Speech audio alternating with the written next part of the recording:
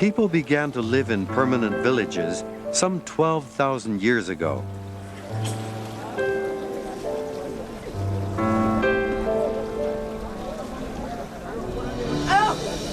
On this beach on the island of Pemba in East Africa, every morning the fishermen bring in their catch. In many parts of the world, this daily gathering and processing of food has continued uninterrupted for thousands of years. Cleaning and selling fish create waste, and these discards are a rich source of food for scavengers, especially scavengers that don't mind feeding close to people.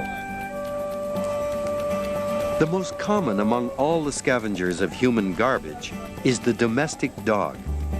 Over time, the dog has become the world's expert at getting food from people, an expert at cleaning up the leftovers of human activity.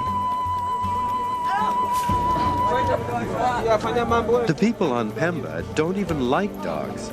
They have religious beliefs that say they shouldn't even touch them. But if the dogs don't bother them, generally, they don't bother the dogs.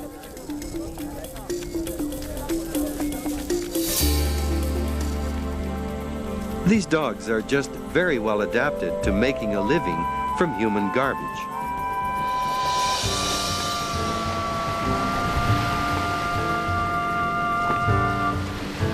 Sailing south from Pemba to Zanzibar, we find exactly the same kind of dogs, but with a big difference.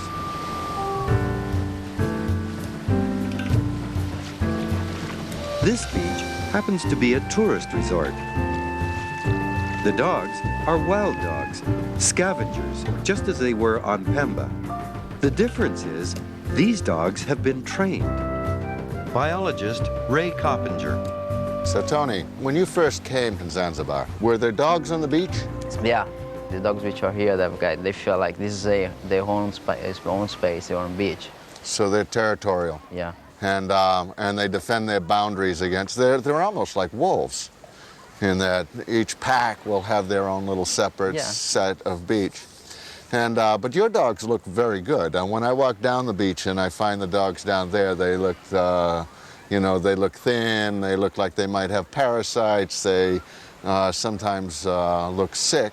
Your dogs look like pets. Yeah, instead of trying to get rid of them, we decide to get hold of them, make them friends with us and get them vaccinated.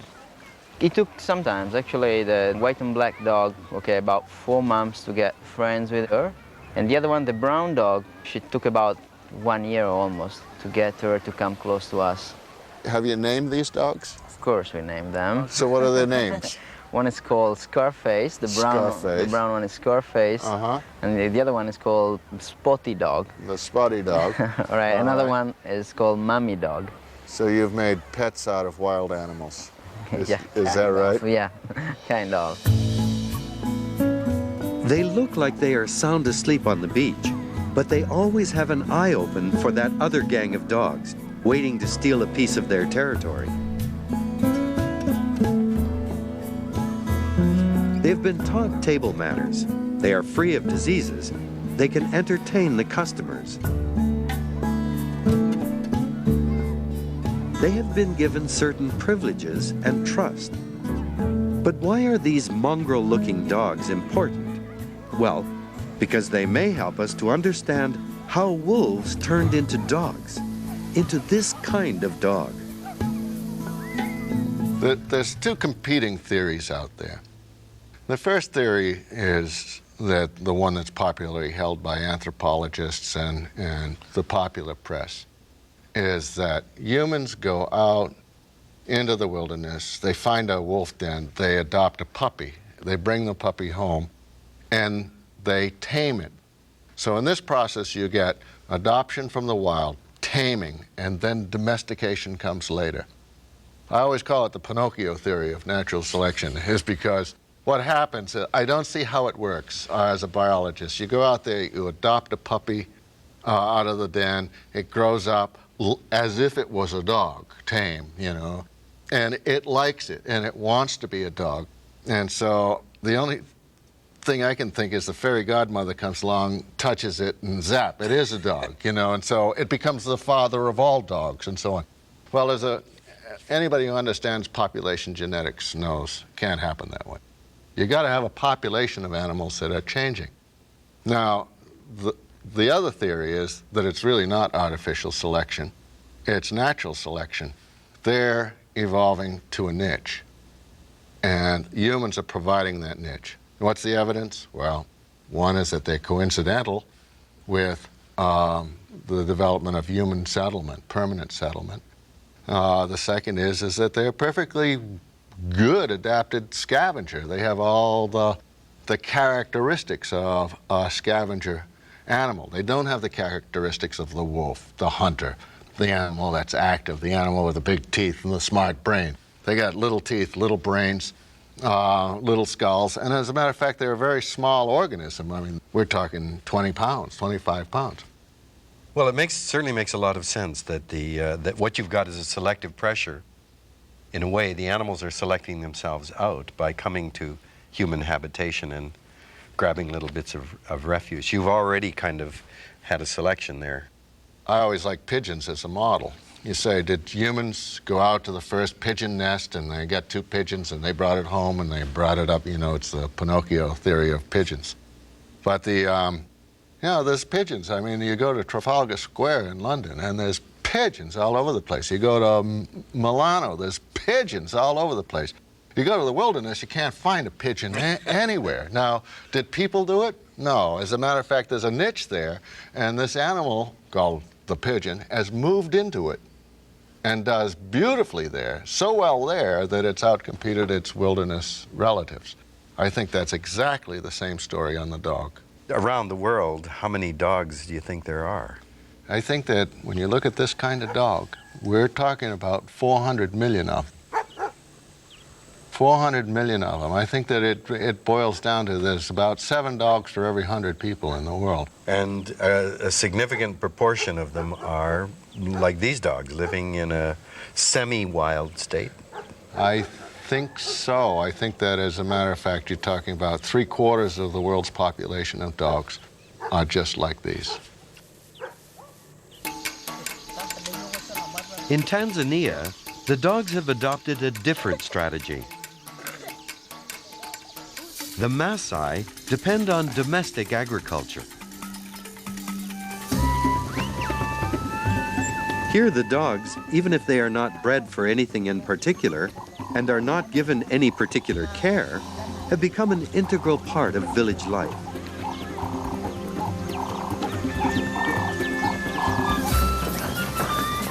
The cows are the food resource, and these people and the cows are where the dogs' food comes from. But wild animals kill and eat cows when nobody is looking. And this is where the cattle dog comes in. The people have learned to listen for barking alarms and to follow the dog to that source of trouble, even if that source of trouble is lions.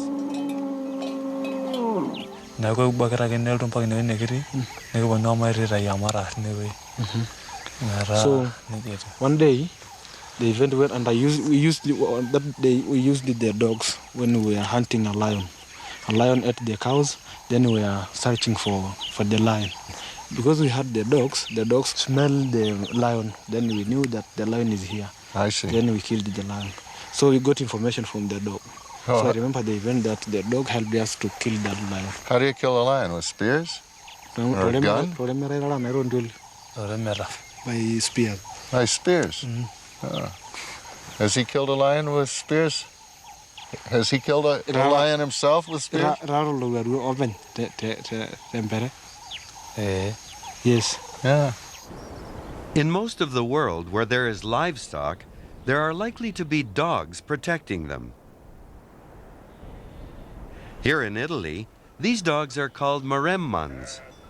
Shepherds here have never been able to get rid of predators. Wolves, especially, have become a permanent part of the geography.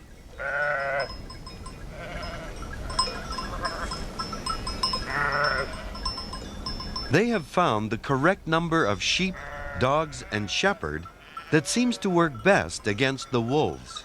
It's called the morra, about 300 sheep, 1 shepherd, and 2 dogs. It's a formula which is the result of years of interaction between the shepherds and this wild environment. If you are in the morra, you are quite safe against wolf attack. The maremman always seems strategically positioned so it can smell or see an approaching wolf. Very rarely would they ever engage a wolf in a fight, but rather they give the alarm. It takes away the element of surprise, the strength of any predator's attack. In the village of Rocca di Mezzo, they have been breeding maremmans for centuries. But how do you raise and train a dog to be interested in defending sheep? Basically, they are still village scavengers. In protecting the sheep, they are unknowingly protecting their own food source, the refuse of the shepherd, which is the byproduct of the milk and cheese.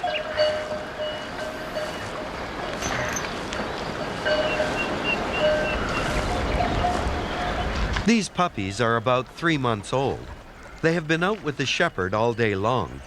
Indeed, they are part of the flock day and night. This allows them to be at ease with another species and to form a bond with them as they are growing up. The process works for the sheep, too.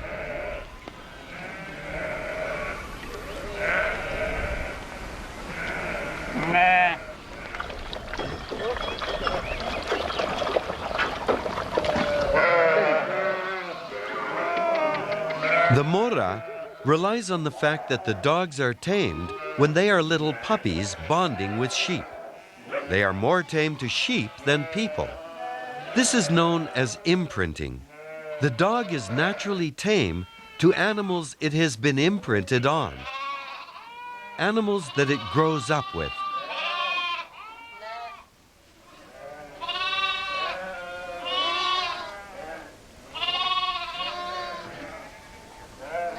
This is the area that I originally studied livestock guarding dogs in the project where we were going to transport them over to America to defend the American sheep against not wolves but coyotes. So what I did was I came to this country and I bought dogs and I talked to shepherds, and I went back and I tried to educate American farmers to how this system might work for them.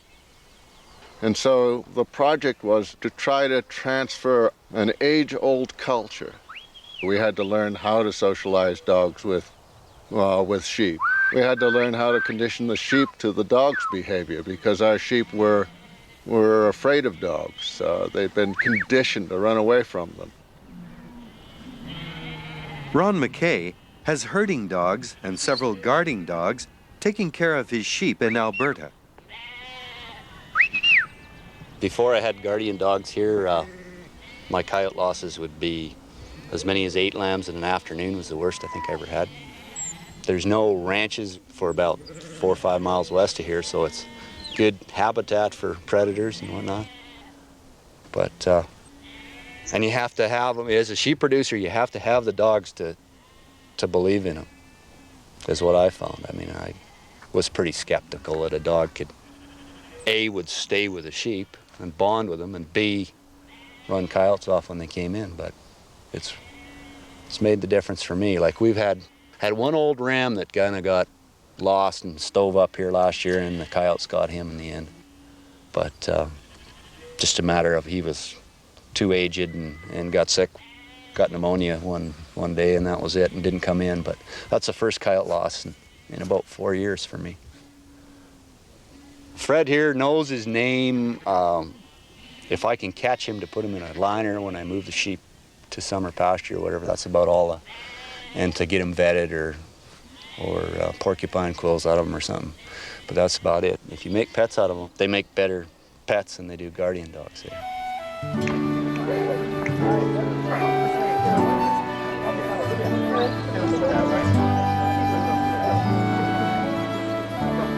Okay, thanks. The essence of the relationship between people and dogs is very simple.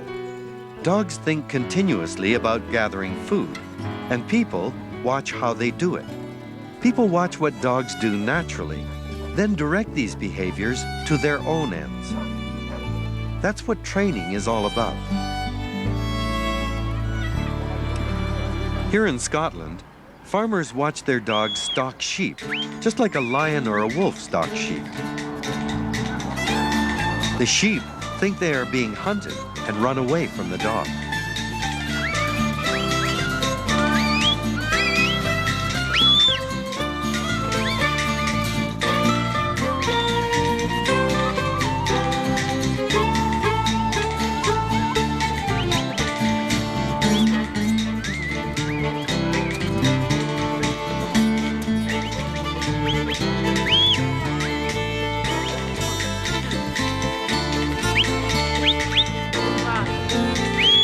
The important point about this hunting behavior is that it is innate. It's built in. It's part of the dog's breeding, and it's very trainable. The handler trains the dog to go left, to go right. And this is of advantage to the dog. If the dog performs well, it has a job for life. It works the same in many other cultures. This is Caruso. And Caruso has been living in our lab with us, and we've studied him for years. But Caruso has a bad habit.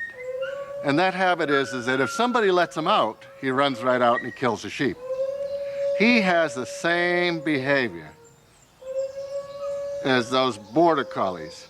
The only thing is, he takes it to the end. Now, what happens in the villages around the world, people watch the animals do this. They watch them with this little predatory behavior, and they use it. They use it to their own purpose. Before settling in villages, people survived by hunting and gathering. But now, with crops and domestic animals to protect, there is a very compelling reason, a need to get rid of crop pests, varmints. To kill them, you have to find them, and the dog does that. Here, they are looking for monkeys. Are monkeys a problem with agriculture? Yes, they are very destructive animals. They eat mangoes, Mangoes, bananas, bananas, maize, maize, sweet potatoes, sweet potatoes, groundnuts, groundnuts, and cassava. and cassava. So that's practically the whole diet. You know, that's what you all eat. Sugar! Sugar!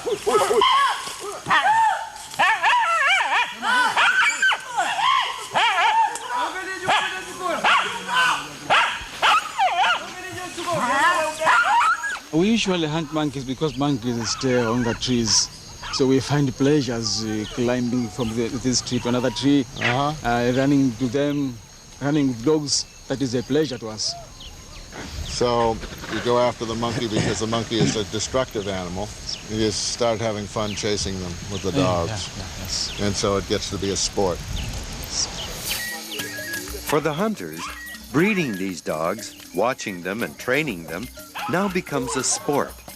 The sport is what becomes the object of the hunt.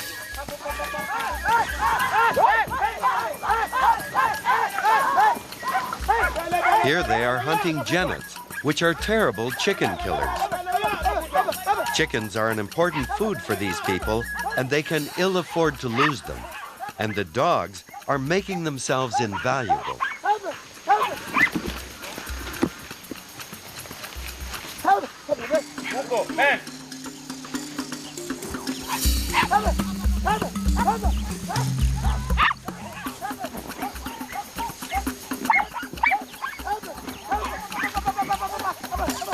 The dogs have been on a scent. Now they are closing in on their prey.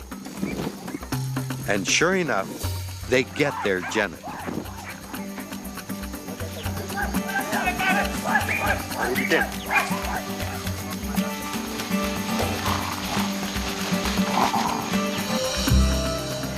It's probably through many occasions like these that the ancient bond between humans and dogs was formed.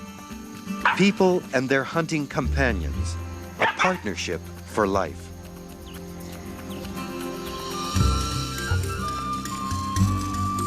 The wild animal, once scavenging for scraps, has now moved into the homes.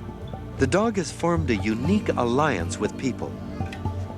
You have a special breed of dogs Yeah, just to hunt genet. genets. And there's special dogs for hunting monkeys. So there's one kind of dog for hunting monkeys. Yeah, the dogs which hunting monkeys is bigger than this I see. one. So you've got a tribe of dogs, and they have a long, straight head, and they make a noise when they hunt, and they only hunt genets. Yeah. How do you get from just a village dog, any kind of dog, to what you call a tribe, or we call a breed of hunting dogs? It depends upon the mother of the dog. And when you breed with a town dog, the young ones will be. I see. So it really depends on the mother. Yeah, it depends upon the mother. So if you have the right mother, it doesn't matter who you breed it to. And a hunting dog can't kill anything else, just genets. Yeah. If you called a whole bunch of chickens up in here, these dogs would eat them. No. No? No. Oh, I don't believe it. Nakwambia ikiwa mara kambwa saizi wapo hapo. Tukawaita wale kuku wakaja. Kweli mbwa hatafukuza kuku? Hata. You bring those little chicks up there, they'll eat the dogs will eat them. For the dogs, to attack the chickens would be a mistake. But in becoming better hunters, they consolidate their position.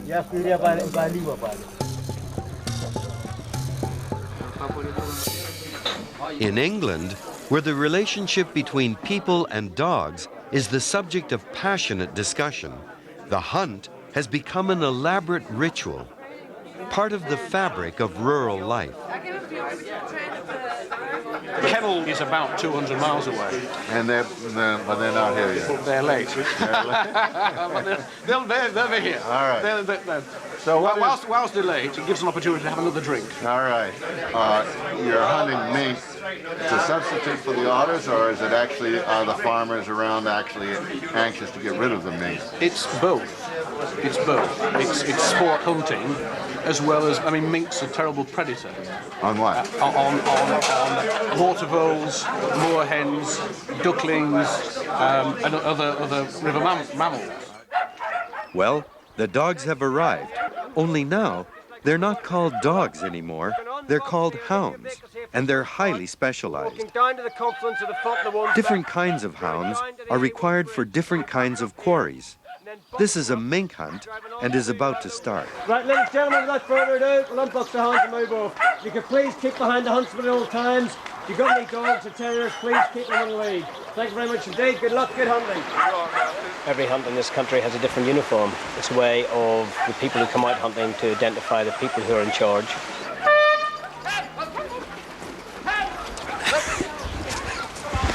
I'm a master of the hounds. There'll be a huntsman, there'll be terrier men.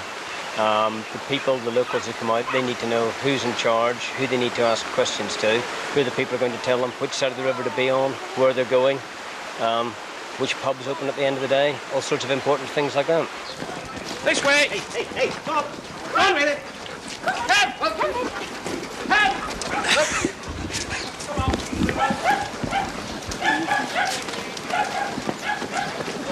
Ready!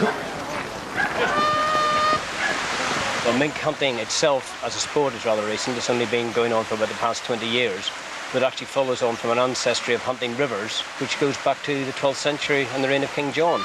It seems to me that there's a certain honor of being master of hunting. Some people say it's an honor and some people say it's a bloody chore, but it's a dirty job and we get on with it because we enjoy doing it. It's part of our culture, part of our lifestyle.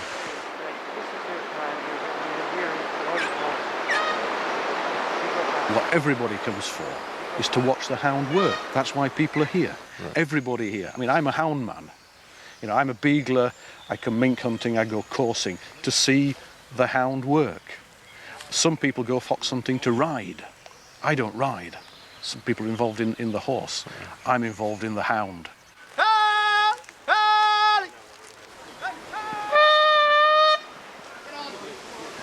Not bothered back up there, so just keep going.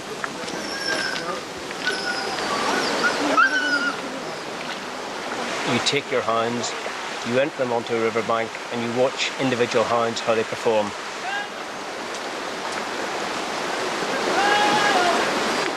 Some hounds can take up to 4 seasons to enter. That means for 4 seasons they mightn't do anything much. And then one day, then they realise what they're there for, what they exist for, and they start to hunt. We don't train them, humans don't train them. We keep them under control, we make sure that they don't riot on ducks so they don't affect livestock. But what they're trained by are the older hounds in the pack. Red. We'll keep going out between the two.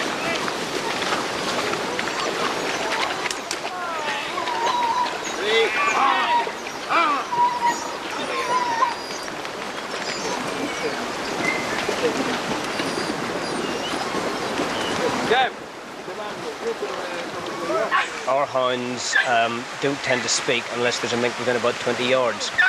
So I'd say almost definitely there was a mink on the go today. The problem that we had is this time of year is very poor scenting conditions. This river here that we're on has been up and down about 3 or 4 feet over the past week. The mink have moved off the river, and also there's an awful lot of cover. So though the hound spoke and almost certainly put a mink off, it probably went to ground either in a rabbit set, it possibly went up a tree, or it could have been well in underneath a bank. But that's the name of the game. It's just been laid up and then he's moved on.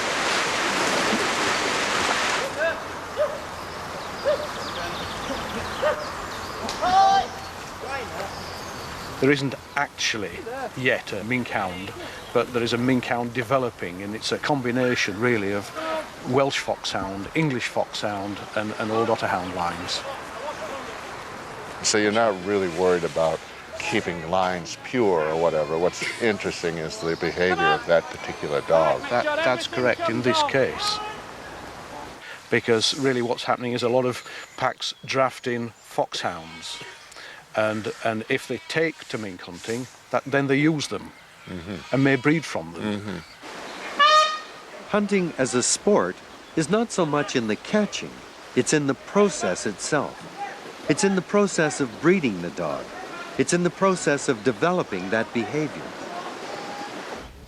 You know, Ray, when you look at those animals in the genet hunt in Africa and look at the incredible behavior, they're very much like the animals that we saw in England looking for mink. I mean, they're very different breeds, and yet they behave in the same way. So how can we say it's genetic? Well, the interesting thing is that the English themselves think of these things as crossing, real breeds that have been selected to do this for years. But there's an awful lot of nature in their stories, and they talk about sometimes it takes 4 or 5 years for a dog to come on. So which part of that is the most important? Is the breeding, or is it like in Africa where it's adoption that's important? Could it be that there are residual genes for, say, hunting behavior that are in common in the very different breeds? Or intensified in some ways? I mean, when we listen to them talk about their dogs, you hear the English talking about, well, we don't have a mink dog yet, but we will get a mink dog somewhere along the line. And so that's something that they're striving for, and they think it's genetic. But they spend an awful lot of time with that development. So, you know, people often say that anybody with a lot of training could become a very competent athlete, but that you have to select a certain subgroup of people who are genetically built a certain way to really make an Olympic level athlete. Is that what we're dealing here with the dogs? That yes, with a lot of intense training, we may be able to get a good hunter, but to get a really top one, you have to select the right genes? I don't think anybody believes that you can just take any dog and train it to be a good mink hunting dog. In fact, They don't think that they've got a good mink dog yet. Here they go out and they put on all this tremendous pageantry. It's like a play. It's like a Shakespearean play. They're all in costume and they're out there and they've got the dogs, which are the actors. Now, are the actors because of some genetic predisposition to play this part, or are they actors because they just learned how to do that at acting school? And I think that they think that it's the reason that they don't have a good mink dog now is because the genes aren't there yet. And they keep trying. They keep sorting through dogs. They put in a little Welsh foxhound. They put in a little of this, a little of that, until they finally make a dog that really is a specialist on mink. But in the meantime, they think that, it may take 4 or 5 years to train a dog before all of a sudden it sees its mink for the first time. But that's worth it too. So I guess it's that interplay between the two. This is Briar, a lurcher, a crossbreed which was originally used for poaching. A dog of mixed ancestry and with an uncanny awareness of his master's intentions and the needs of the hunt.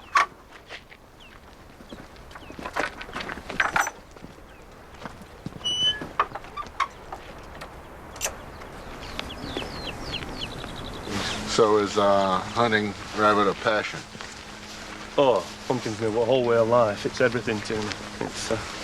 How'd you come by it? I don't know. I think it's genetic. I think every so often a gene crops up and it says you're going to be a hunter. Nobody else in my family is remotely interested in hunting. Well, why hunt over dogs? Why don't you just go out there with a gun and shoot them? I don't class shooting as being hunting.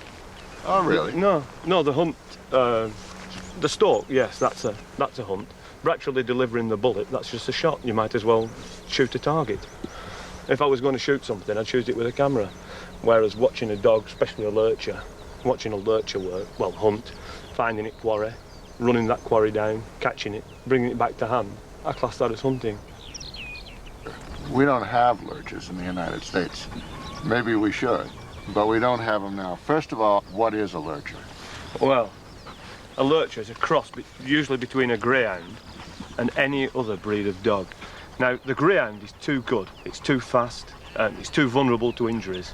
So what we do, we water down the greyhound by introducing other breeds. For this land, a greyhound Bedlington.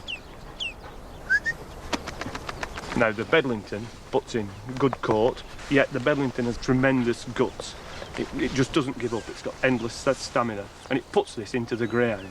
So what we get is a watered-down greyhound, speed-wise, but a dog that's far more resilient.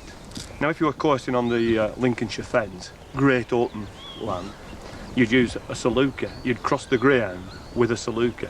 Now, the Saluka has got an ease of running that gives it endless stamina. So you get the greyhound, you put the endless stamina into it, and what you get is a relatively fast dog with a lot of stamina that can go all day on the good, it is relatively good going on the fens. If you want to take fox, you might want to use something even a little harder. You could use an Airedale over the greyhound. You could even use an American Pit Bull Terrier. All right, I think this is a very important point, because what you're saying is that you have to design the dog for the particular task that you're doing. There's no single breed that can do it all. And so what you do is you mix and match each time you're doing it. How do you get that kind of experience where you know which dog, which breeds to put together in order to get the proper dog? Well, obviously, a lot of it is experience, experience knowing your land. You can read, and there again, there are plenty of books that's available these days. You can read about it. But basically, it's experience and a lot of trial and error, knowing exactly what cross of lurcher suits not just the land, but also your own temperament. I mean, a dogman's temperament, a lurcherman as we call them, their temperament is equally as important as the land he's hunting on. What I go for is a dog using its speed, the coordination between leg, eye, mouth, to strike the rabbit, catch it and bring it back.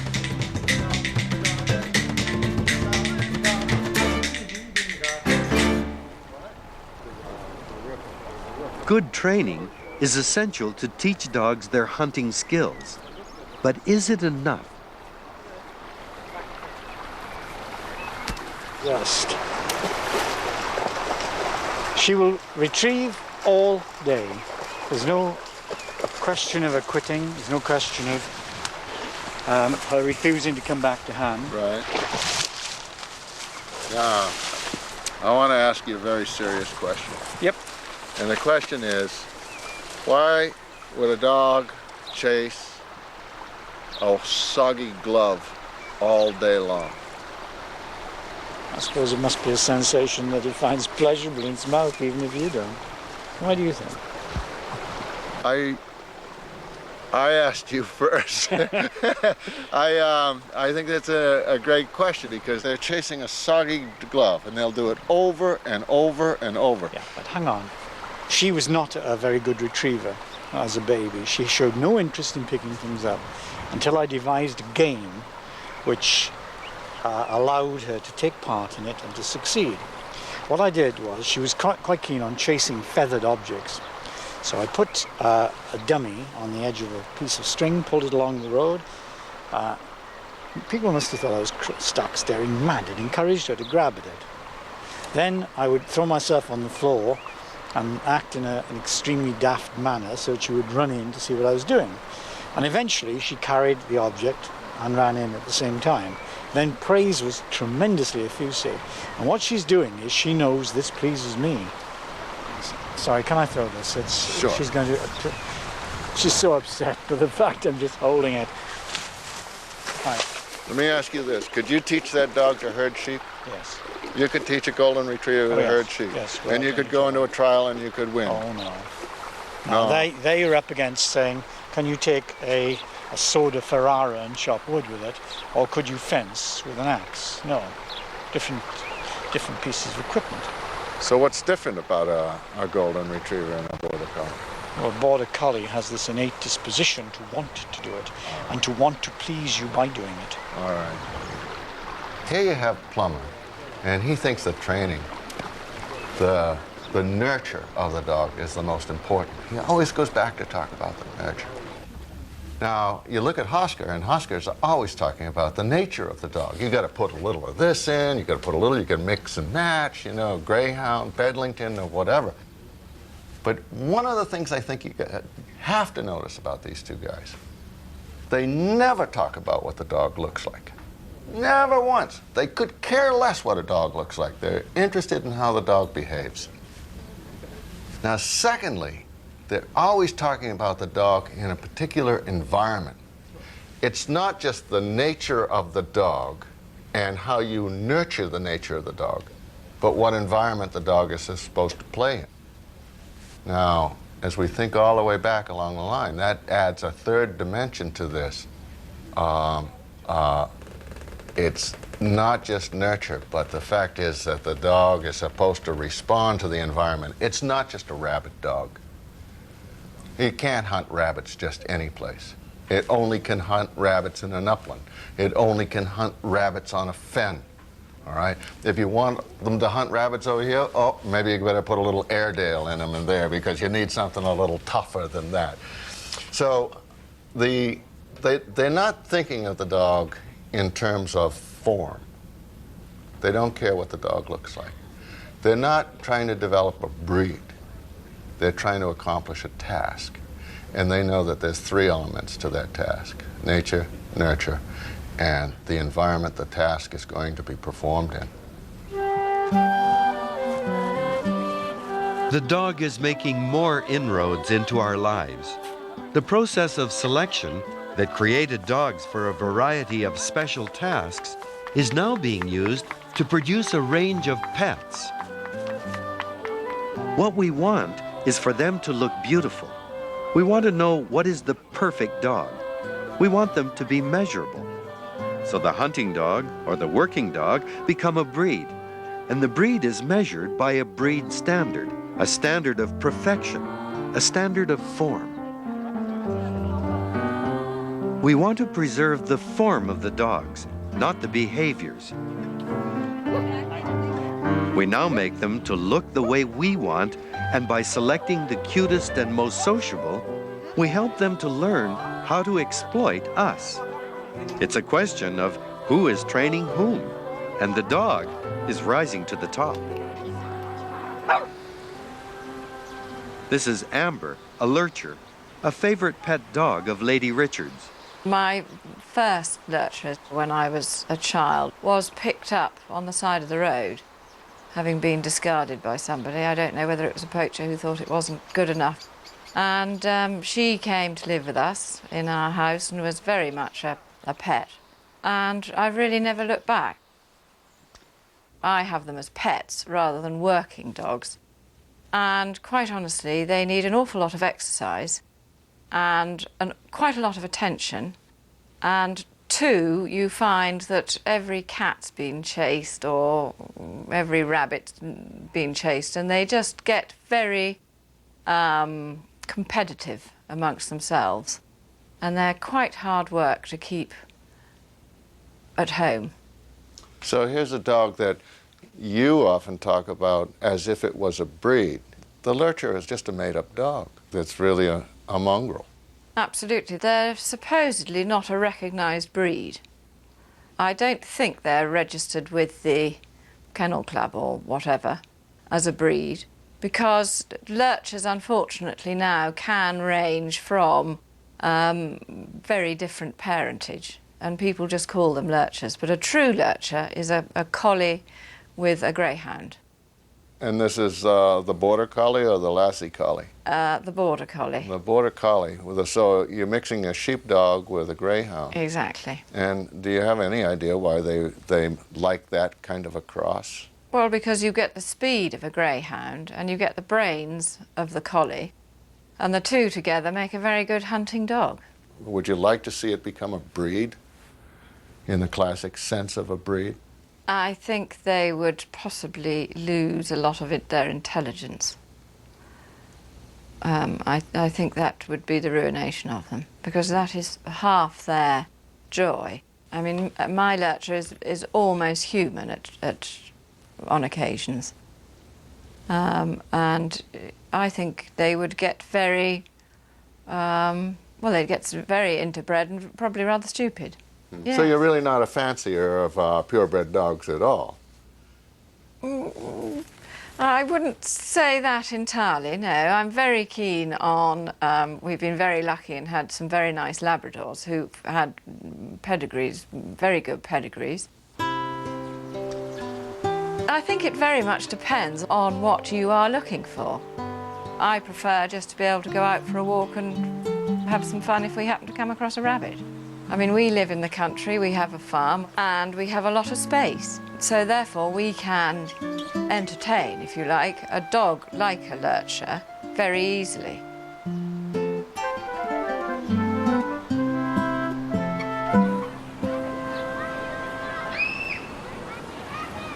This is a very different species from us. Right. And yet the love and all of that thing that people have about dogs is quite remarkable, I think.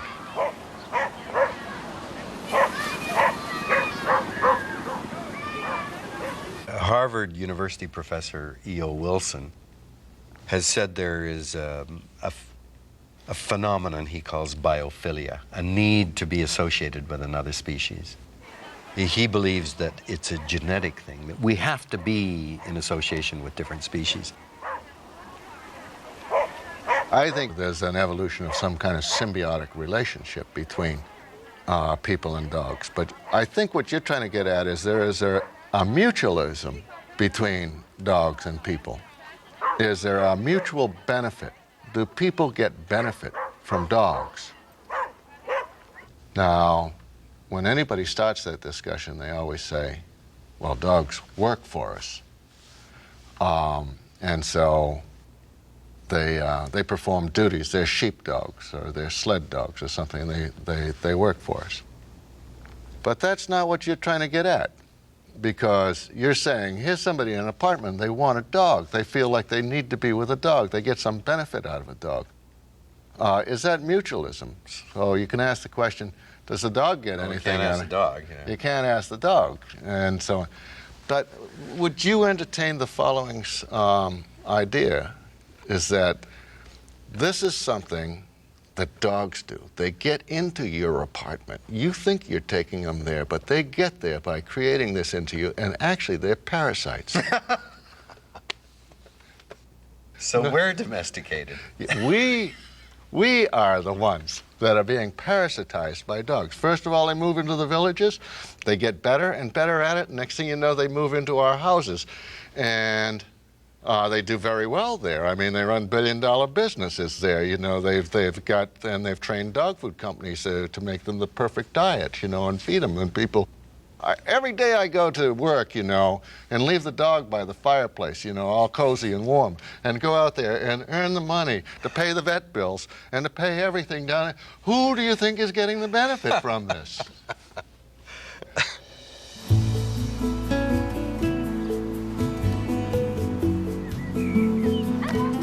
But for a relationship to last thousands of years, we must be getting something out of it too. It is more than just a friendship. But we mustn't forget one thing. In some corner of the mind of every dog, there is still a wolf.